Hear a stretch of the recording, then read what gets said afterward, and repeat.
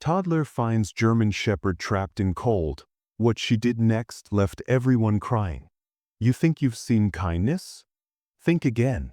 What happened between a child and a wounded animal in the middle of nowhere has turned into one of the most heartwarming stories of the year. It's raw, it's real, and it will restore your faith in humanity. Don't forget to like, share, and tell us where you're watching from. The winter morning had a stillness to it, the kind that made every sound seem sharper, every movement slower. Frost clung to the bare branches like tiny crystals, each one catching the pale light of the early sun. The air was crisp, biting at the skin, and the quiet neighborhood seemed wrapped in a blanket of silence, broken only by the occasional creak of settling wood from the houses. In the middle of her small backyard, 3-year-old Emily was bundled in a puffy blue coat, a wool hat pulled low over her ears, and bright red mittens that stood out like berries against the snow. Her boots made soft crunching sounds as she stomped small paths across the whitened grass, her breath puffing in tiny clouds with each giggle.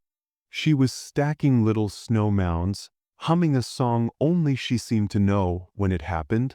A sound, so faint at first, she thought it might have been the wind slipping through the wooden slats of the old fence.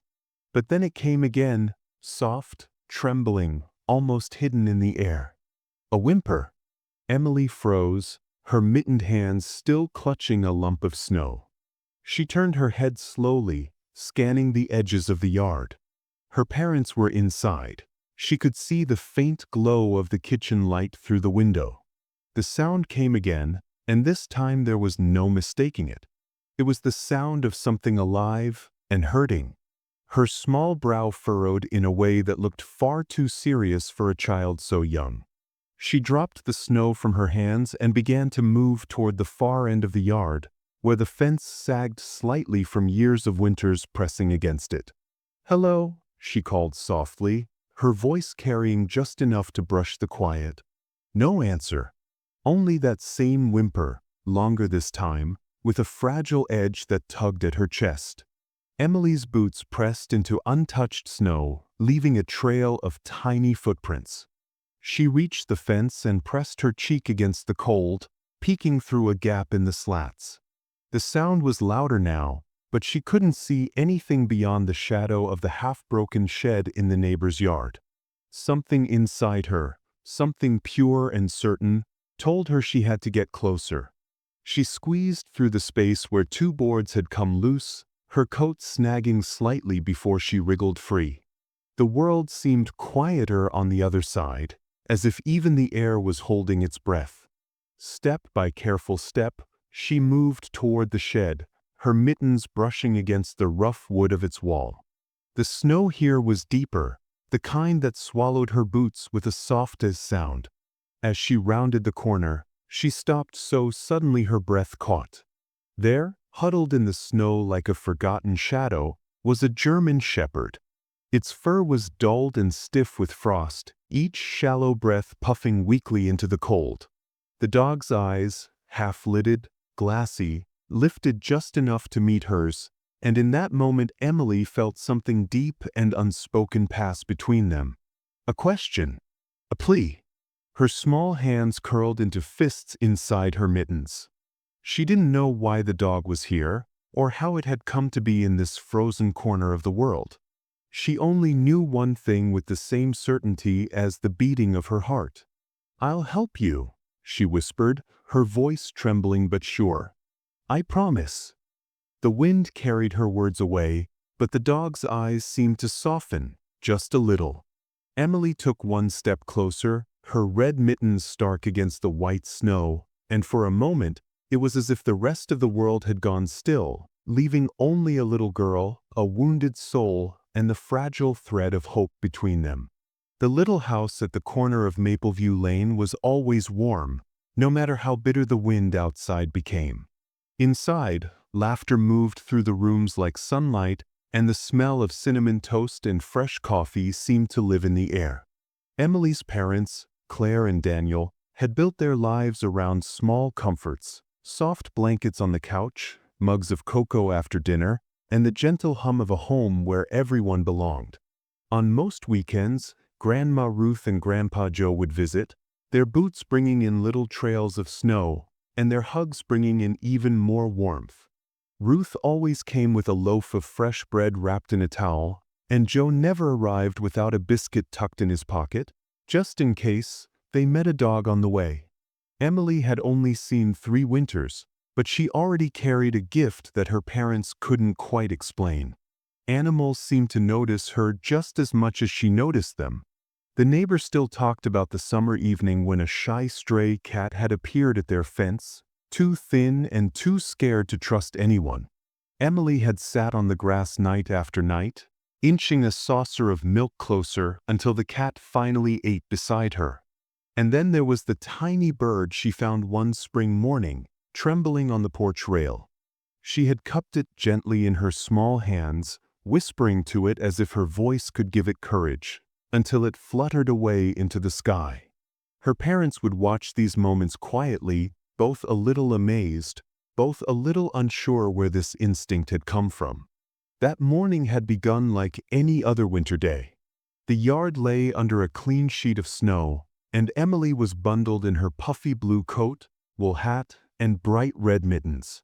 She had been stomping little trails through the snow and building tiny towers of ice when it happened. At first, it was so faint she almost missed it, a sound buried deep in the quiet. She stopped, tilting her head. It wasn't the wind. She knew the sound of wind through the fence. This was different. So, trembling, alive. Her boots crunched as she turned toward the far end of the yard. The sound came again, a weak whimper that seemed to shiver in the air. She didn't hesitate. She ran for the back door, pushing it open so hard it banged against the wall. "Mama," she said, her voice urgent, "there's a dog. He's cold." Claire looked up from her coffee, startled. "A dog? Out back?" Daniel smiled from his chair. "Maybe you heard the wind." Emily shook her head, eyes wide. "No, he's crying." She tugged at her mother's hand. "Come see." Claire exchanged a quick look with Daniel, then set her mug aside. She pulled on her coat and followed Emily into the cold. The yard was still, the snow crisp under their boots. At the far fence, Emily stopped and pointed toward a gap between 2 weathered boards. Claire bent down, pressing her ear close. And then she heard it too. A thin, broken whimper. Not the wind. Not her daughter's imagination. The fence was loose here. 2 boards sagged just enough for them to slip through. On the other side, the neighbor's yard lay in shadow. Snow had drifted deep along the side of an old wooden shed. And there, half hidden against the wall, was a German shepherd. He was curled tightly into himself, as if trying to disappear into the snow. Frost clung to his fur, dulling what should have been a rich, warm coat. His ribs showed through, each shallow breath visible in the hollow of his sides. He shivered in small, uneven jolts, as if his body no longer had the strength for more. And yet, when his eyes lifted to meet theirs, there was something there, tired, yes, but still holding on to a fragile ember of hope. "Oh," Claire breathed, the sound catching in her throat. Daniel joined them, his smile gone. "He's freezing." The dog tried to lift his head, but it was too much. It fell back into the snow with a dull thud that seemed to echo in the quiet yard. Emily stepped forward, her red mittens bright against the white, and crouched until her small eyes were level with his. "I'll help you," she whispered, her voice trembling but certain. "I promise." The dog blinked slowly, and for just a moment, it felt like he understood. For a moment, no one moved. The German shepherd's shallow breathing and the faint sound of snow shifting under his body were the only signs that he was still alive.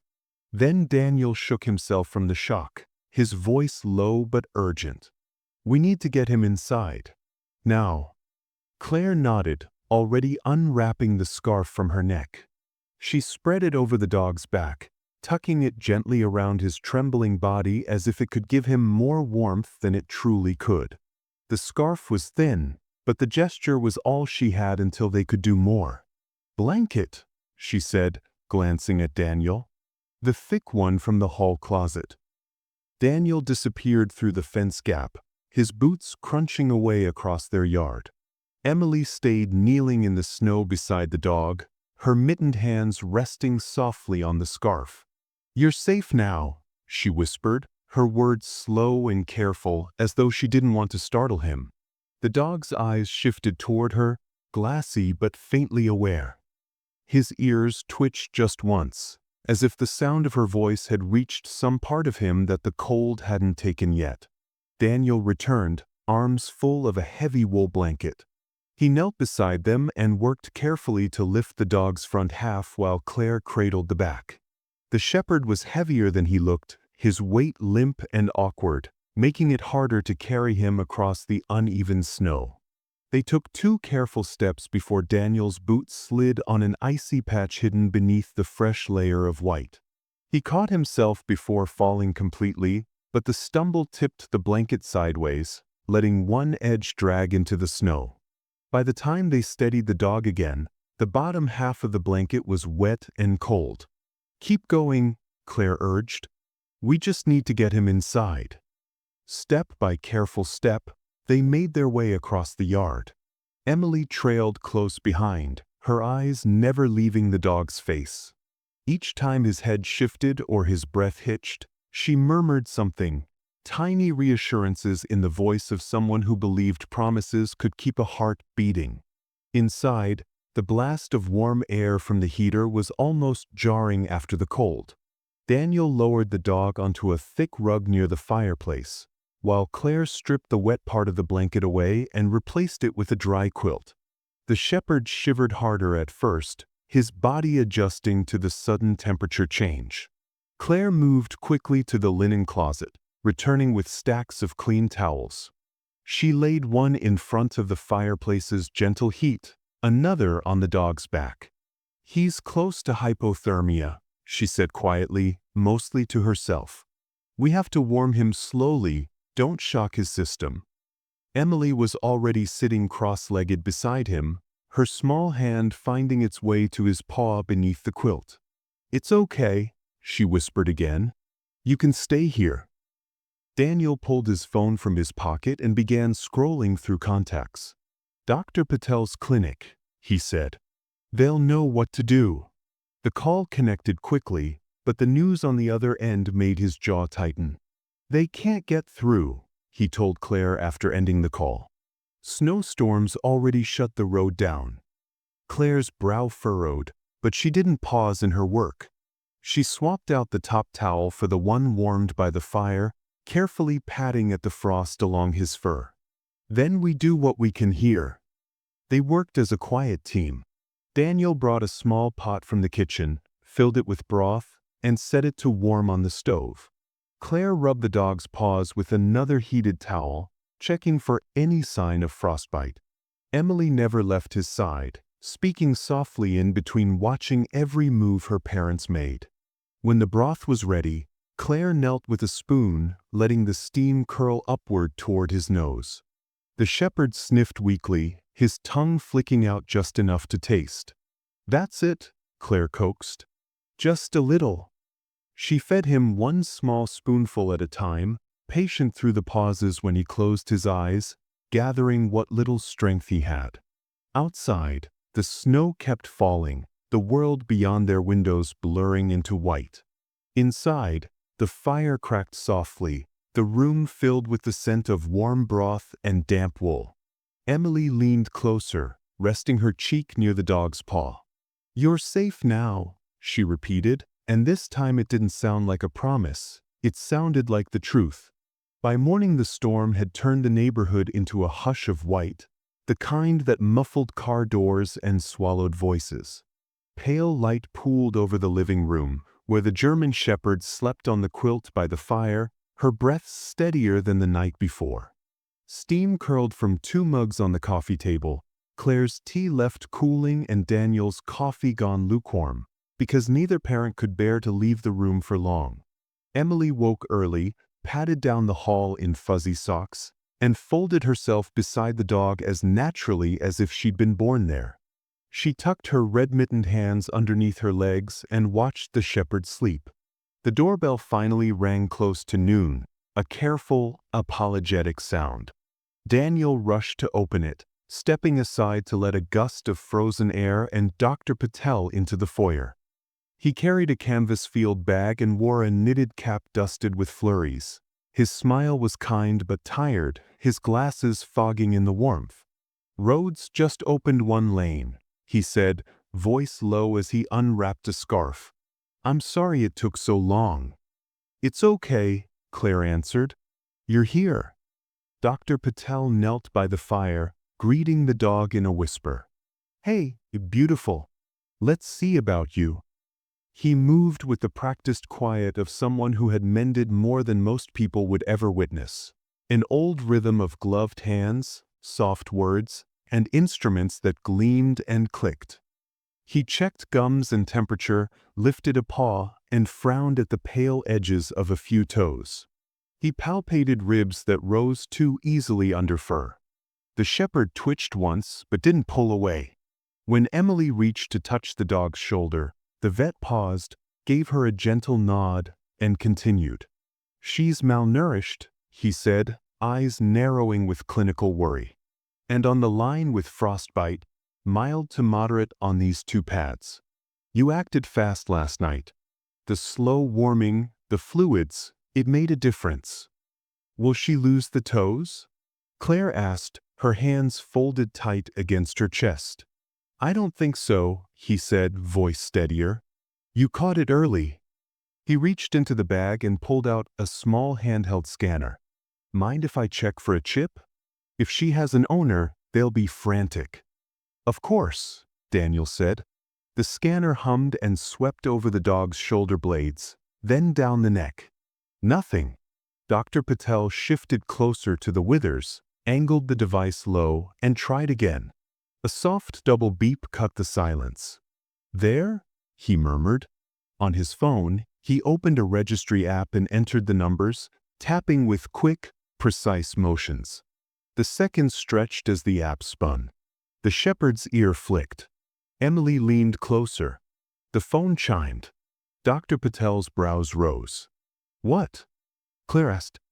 He looked up, gaze moving between the three of them. "She's registered. Female speak. Bella." He glanced back at the screen. "Owner is a Mr. Arthur Hale. Lives in Meadowbridge, the next town over." Daniel let out a long breath, something like relief and confusion tangled together. "So she's not a stray." Dr. Patel's expression shifted, relief replaced by a crease of worry. "It says she was reported missing." He scrolled. 6 months ago." Claire's head snapped up. 6 months. "And there's a note attached by the registry service." He continued, reading. "Owner indicated disappearance following a suspicious break-in at his residence. Police report on file." He thought she'd been stolen. Dr. Patel glanced down at Bella. "No update since." The room went very quiet. Outside, a clump of snow slid from a branch and thumped into the drift. By the hearth, Bella stirred, her eyes opening to thin slits. She tracked the space between Daniel and Dr. Patel, as if she somehow understood her story had floated back into the room. "Does it have a number?" Daniel asked, his voice careful. Dr. Patel nodded and showed him the screen. "There's a primary phone and a backup. I can call or—" "I'll do it," Daniel said, already reaching for his own phone. While he dialed in the kitchen, Claire sank to her knees beside Bella, hands hovering over the blanket as if in prayer. Emily shifted closer until her shoulder touched her mother's arm. "Bella," she tried the name, testing its shape in her small mouth. The dog's ear moved again, barely, like a frayed ribbon catching wind. "Bella," Emily whispered, softer still, as if promising to keep the name safe. They could hear the call connect, then ring and ring. On the fourth ring, A line clicked, and a thin, elderly voice filtered in, hesitant, prepared to be disappointed. "Hello, Mr. Hale?" Daniel asked. "My name is Daniel Avery. This may sound strange, but we found a German Shepherd last night. In the snow, behind our fence. Our vet scanned her chip. It says her name is Bella. You're Bella." Silence. Then a sound that wasn't quite words. A sudden intake of breath, paper thin and breaking. "Bella," the man echoed, in a way that made it sound like both a question and a prayer. Is this some kind of—" His voice faltered. "I'm sorry. People called before. Kids mostly. Pranks." "I understand," Daniel said gently. "But she's here. She's alive. She's weak, but the vet says she'll make it." Another long pause. When the man spoke again, his voice steadied around an effort. "I reported a break-in. The back door was jimmied. I woke to the noise and, well, I'm not as quick as I used to be. By the time I got my wits, whoever it was had gone. Bella too. The police told me sometimes dogs run when things get loud. But it didn't sit right." He swallowed. "I thought she was gone for good. It's been months." "We're in North Ridge," Daniel said. "About 20 miles from Meadowbridge." "How in the world?" Mr. Hale's voice trailed away, lost between disbelief and hope. I don't drive anymore in this weather. But please keep her warm. Tell her, Arthur, tell her I never stopped." His voice cracked. "I never stopped waiting." "I will," Daniel said. "We'll keep you updated. Our vet can speak with you too." When the call ended, Daniel returned to the living room slower than he'd left, as if the floor required a new kind of footing. He relayed the story as Claire listened with one hand still on the quilt. Emily stared up at her father, eyes wide in a face that suddenly seemed older than yesterday. "Someone took her," Claire said almost to herself, "and she survived the winter." "And came here," Daniel added, meeting Emily's gaze. "To us." Dr. Patel had been listening quietly. He cleared his throat and began packing instruments back into the bag. "I'll leave pain medication for her paws and an antibiotic to be safe. Keep feeding her small amounts through the day, broth, then soft food. No baths yet, just warm cloths. I'll come back tomorrow to check the frostbite." "Thank you," Claire said. "Truly." He hesitated, then added, "I don't know how she ended up behind your fence, but dogs do choose. When they're hurt, they look for heat, food, and something they recognize as kind." He gave Emily a small smile. "Sometimes that's a voice." After the vet left, the house felt larger, as if every wall had taken a step back to make room for the weight of new information. The clock ticked too loudly. The fire whispered. Snowlight pooled silver and cool across the carpet. Daniel and Claire spoke in low tones near the kitchen doorway, the way people do when the air itself might shatter if you sound too sure. Emily sat beside Bella and listened to the pieces click together in a way adults often miss. 6 months. A break-in. A road between towns with wind that could scrape bone. She imagined it all. The open door and the cold that came in like a stranger. The silence after the noise. The waiting. She slid her hand beneath the edge of the quilt until her fingers brushed fur. "She didn't give up," Emily said, not quite to anyone and not quite to herself. Claire turned. "Sweetheart, what was that?" Emily lifted her chin. "We should find out how she got here." "We have to." Daniel rubbed his temples. "Pumpkin, I know you want to help, but the roads are still bad. And if someone took Bella in the first place, we don't know who we're dealing with." "We'll tell the police," Claire added quickly. "We'll share everything with them. They can look into the break-in again. It's safer that way." Emily absorbed their words, and then, in that way children have of holding two truths at once, she shook her head and did not argue their caution. She simply added a new truth on top.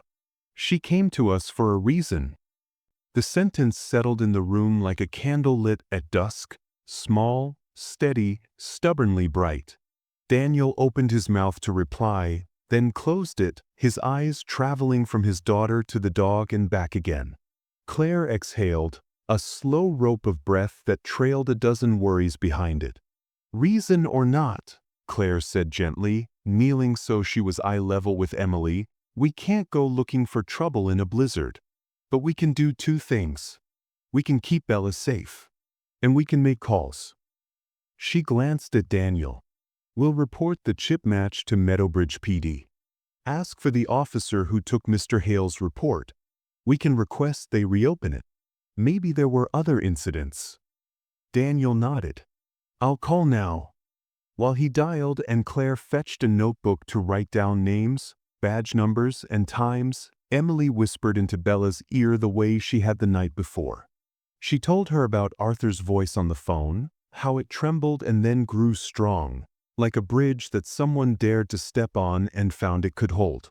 She described the color of the sky outside, the way it looked like someone had taken a piece of paper and pressed it against the window until it turned soft and bright.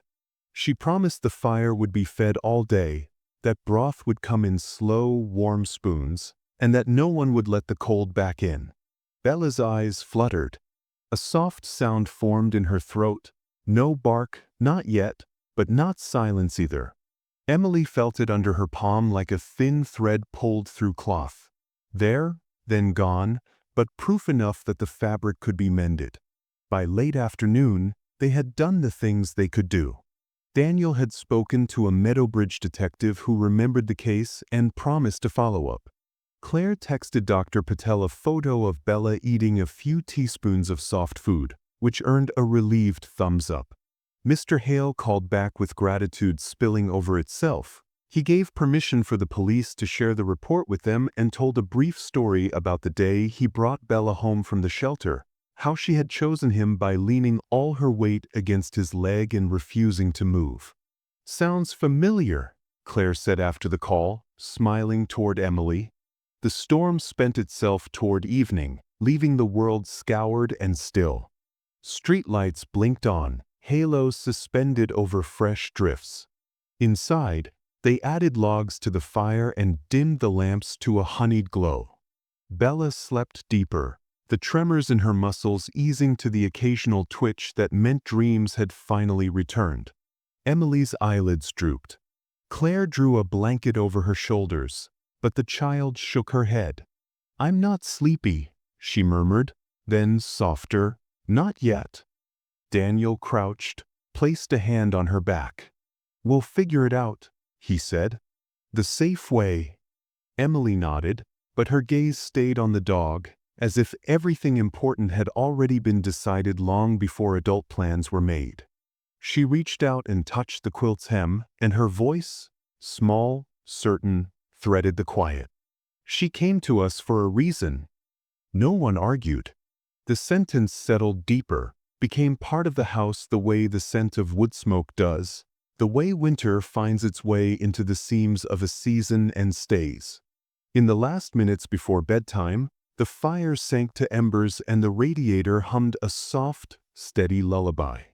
Claire lifted Emily, meaning to carry her down the hall, but Emily wriggled until her feet found the rug again.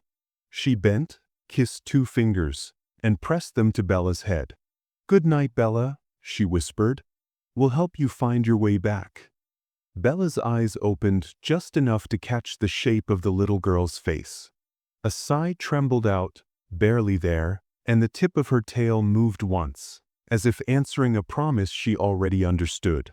The world outside had been transformed overnight. The storm had spent itself, leaving behind a morning so clear it almost hurt the eyes. Snow lay deep along the fences, a seamless quilt stitched in silver blue, and the air had that bright, ringing cold that made every breath feel sharper. Claire zipped Emily into her warmest coat, tucking the red mittens inside before fastening the buttons. "You remember what we talked about?" she asked gently. Emily nodded, clutching the small knitted scarf Grandma Ruth had made for Bella. "It's for her to wear when she goes home," she said. Daniel came in from the driveway, stamping snow from his boots. The main road's been plowed. Meadowbridge is clear enough if we take it slow. He glanced toward the fireplace, where Bella stood for the first time without wavering, her head tilted at the sight of the front door. "Ready to see your person?" Claire asked her softly. Bella's tail moved once, a slow, deliberate sweep, and Emily grinned like the sun had just stepped into the room. They set off in the family's SUV, Bella curled on a blanket in the back seat beside Emily. The drive wound through open stretches of farmland now buried under white. Every fence post wore a cap of snow, and the bare trees clawed up into a sky so clear it seemed made of glass. About halfway there, Daniel pulled into a small gas station for fuel. The building was squat and weathered, the kind of place that had a single pump and coffee brewed hours ago. Inside, the smell of diesel and cold air hung heavy. Claire took Emily to pick out a bottle of juice while Daniel paid for gas. That's when they heard it. Two men standing near the coffee station, their voices low but carrying in the quiet shop. "Another one gone from the Miller place," one said, shaking his head. "That's 3 in a month." "Dogs?" the other replied. "Yeah. Not strays either. Good animals. Someone's running a grab operation out here. Heard they're getting sold to fight rings south of the state line." Emily froze in the aisle, her mitten tightening around the scarf in her hand. She glanced toward Bella through the window, who was lying on the blanket in the back seat. The second man lowered his voice, but Emily still caught the edge of it. "You didn't hear it from me, but I think I know who's in on it. That guy with the old barn." Before he could finish, Bella's head lifted.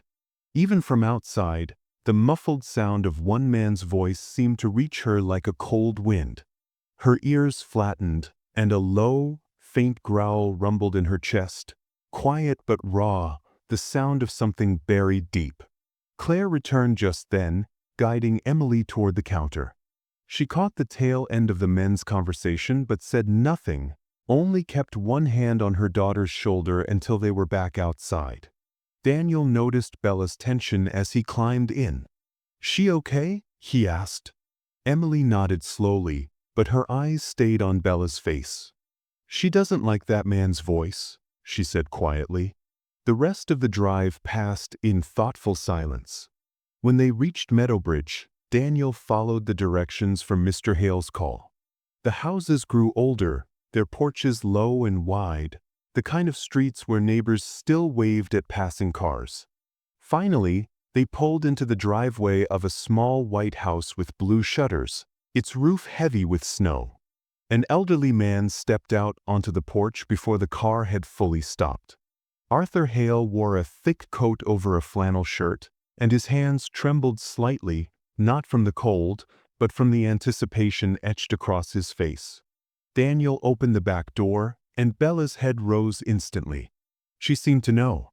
The moment her paws touched the snow, she started forward, slow at first, then quicker, until she reached the base of the porch steps. Arthur knelt without hesitation, his knees hitting the wood with a soft thud, and Bella pressed herself into him with a force that nearly knocked him back. "Oh, girl," he whispered, his arms wrapping around her neck. "Oh, my sweet Bella." She buried her face against his chest, her body trembling, but this time not from the cold. Her tail wagged in slow, uneven arcs, like she couldn't decide between relief and disbelief. Arthur's eyes shone as he pressed his cheek to the top of her head. "I thought I'd never." His voice broke, and he held her tighter. Claire swallowed against the lump in her throat. Emily climbed the porch steps slowly, still holding the scarf. She waited until Arthur noticed her, then stepped forward and held it out. "It's for Bella," she said. "So she remembers she's warm now." Arthur's lips trembled into a smile. "Thank you, young lady." He took the scarf and tied it gently around Bella's neck, the deep red standing out against her fur. Bella's tail thumped once against the porch rail. They all went inside, where Arthur's home smelled faintly of cedar and old books. In the living room, Bella settled at his feet as if no time had passed, her head resting on his worn slipper. Arthur poured tea for Claire and Daniel, hot chocolate for Emily, then sat back with one hand still on Bella's side. His gaze drifted somewhere far away. "They took her in the night," he began quietly. "I heard the back door break, heard her bark. Once, twice, and then it stopped. By the time I got to the kitchen, she was gone. The police said maybe she bolted when she heard the noise. But I knew better. Bella wouldn't leave me. Not unless someone forced her." His eyes tightened, and his voice dropped. "A few days later, I heard whispers from folks who didn't want their names in the papers. There's a group around here, men who steal dogs. Good dogs. They sell them into fighting rings or breed them until they're too broken to stand. I went looking, asked questions. Maybe too many." He sighed. But no one would talk. And without proof, the police couldn't do a thing. He glanced down at Bella, his thumb rubbing circles into her fur. "I kept her bowl full. Kept her bed by the fire. I told myself maybe she'd find her way back." His voice wavered. "I didn't think she actually would." Emily slid closer on the couch until she could rest her small hand against Bella's paw. "She did," she said softly. "She found us." Arthur met her eyes, and something unspoken passed between them, gratitude and maybe a little awe. Outside, the winter sun hung low, spilling light through the lace curtains. Inside, the little red scarf glowed against Bella's fur, a quiet symbol that the search was over and something else had just begun. The days after Bella's reunion with Arthur carried a strange kind of stillness, as if the world itself was taking a long breath. But inside Arthur's living room, there was no quiet, at least not in spirit. Plans were being made.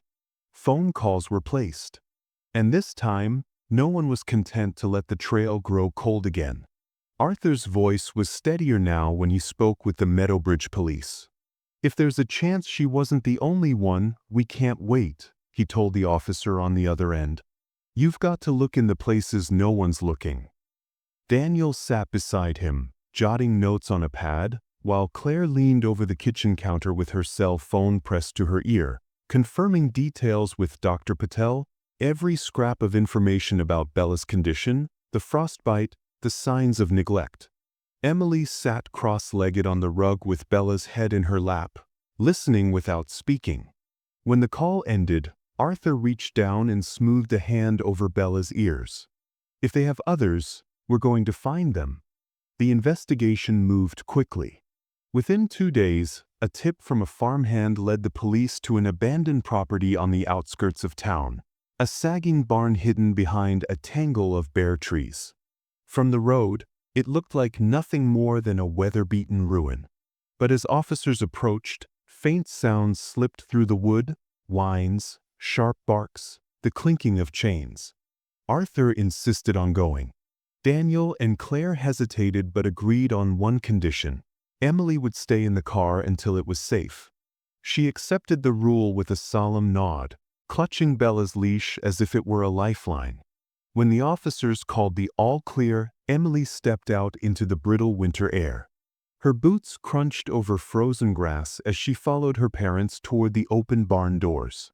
The smell hit first, stale hay, rust, and the unmistakable sour tang of neglect. Inside, the dim light revealed row after row of makeshift pens, each one holding a dog. Some stood when they saw people, tails wagging despite ribs jutting beneath patchy fur. Others stayed curled in corners, eyes tracking movement with a guarded wariness. Chains rattled softly in the quiet, the sound as heavy as a heartbeat. Emily stopped just inside, her mittened hands clasped together. She didn't speak right away. Instead, she really looked, at each dog. There was a tan hound with ears too big for his head, his eyes glassy but hopeful. A brindle pit mix whose tail thumped weakly against the wood. A shaggy sheepdog who barked once, hoarse and thin, before resting his head back on his paws. And then she saw the smallest shape in the far pen, a white puppy, barely old enough to be away from its mother. Its fur was matted with dirt, and its sides rose in quick, shallow breaths. It didn't bark or whine. It just watched her, eyes as pale and soft as fresh snow. Bella, who had been standing at her side, moved forward without prompting. Her nails clicked softly against the barn floor as she crossed the space, ignoring the other dogs until she reached the little one's pen. She lowered her head and sniffed gently through the gap in the boards, then lay down so the puppy could touch her nose. The pup's tail gave a tiny, almost invisible wag. Emily knelt beside Bella, her eyes on the trembling ball of white. "Snowdrop," she said quietly, the name forming like it had been waiting for her. "That's your name now." An officer came over with a set of bolt cutters, and moments later the puppy was free, cradled in Claire's arms. Emily stood close enough that Snowdrop could see her face. "You're safe now," she whispered, the same words she'd spoken to Bella on that first night in the snow. The rescue was slow, careful. Each dog was led out into the daylight, their chains removed, their paws touching open ground for the first time in months, maybe longer. Emily moved among them with her parents, offering gentle touches, soft words, and the steady presence of someone who saw more than just their broken edges. Arthur stood near the barn doors, Bella leaning against his leg as he watched the line of animals heading toward the waiting vans. His eyes were damp, but there was pride there too. "She brought us here," he said to no one in particular. "She brought us to all of them." When it was Snowdrop's turn to be carried out, Emily walked beside Claire, one hand resting lightly on the puppy's back. The winter sun caught the white of her fur, turning it almost luminous. Behind them, Bella followed, her gait stronger now, her tail held just a little higher, as if she knew her story had just made room for another's. They stepped out of the barn into a silence broken only by the crunch of boots in snow and the soft, relieved sounds of dogs breathing free. And for a moment, it felt like the whole world had leaned in to listen. Winter softened its hold on the town in the weeks that followed. Snowbanks shrank under the gentler sun, icicles dripped steadily from eaves, and the air carried the faintest promise of spring. In Arthur Hale's home, Bella had found her rhythm again. Her coat now sleek and full, her paws healed, her eyes clear and bright. She followed Arthur from room to room, settling at his feet while he read or standing guard at the porch rail while he sipped his morning tea. Every few days, Emily and her parents visited. Bella always met them at the gate, tail sweeping the air in slow, warm arcs, and Emily would throw her arms around the shepherd's neck like greeting an old friend who'd never been away. Snowdrop had settled into the Avery household as though she'd always been there. The tiny bundle Emily had first seen in that dark barn was now a lively, bouncing pup with a curious nose and a boundless joy for life. She chased her tail in dizzying circles, discovered the bliss of warm blankets, and learned that the jingling of Emily's red mittens meant playtime. One afternoon, as the sun slid low over the snow-covered yard, Emily bundled herself in her coat and tugged her mittens on. Snowdrop barked twice at the sight, tail wagging so fast it blurred. They tumbled into the yard together, Emily shaping lopsided snowballs while Snowdrop leapt and spun, scattering powder into the air. Across the street, on the porch of the blue-shuttered house, Bella stood beside Arthur, watching.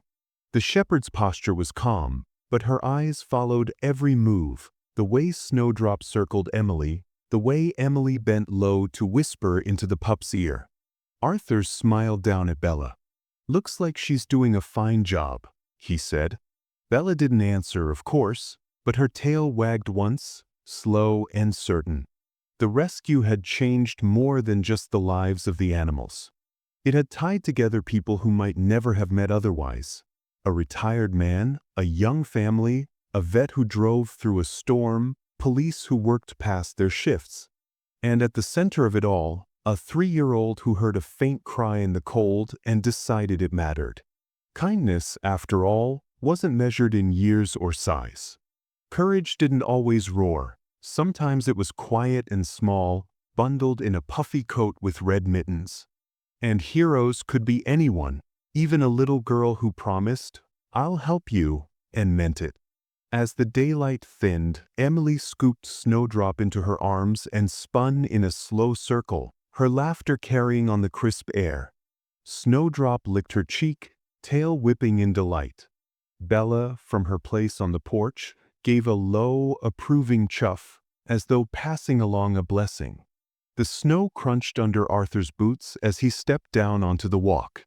"Come on, Bella," he said softly. "Let's go see our friends." And together, man and dog crossed the street toward the warmth of a home where new stories and new rescues were already waiting to be written. Sometimes, the most profound connections are the ones we can't explain. If this story moved you, let us know in the comments. Like, share, and subscribe to continue exploring the mysteries of life. Until then, remember, there's magic in the unknown.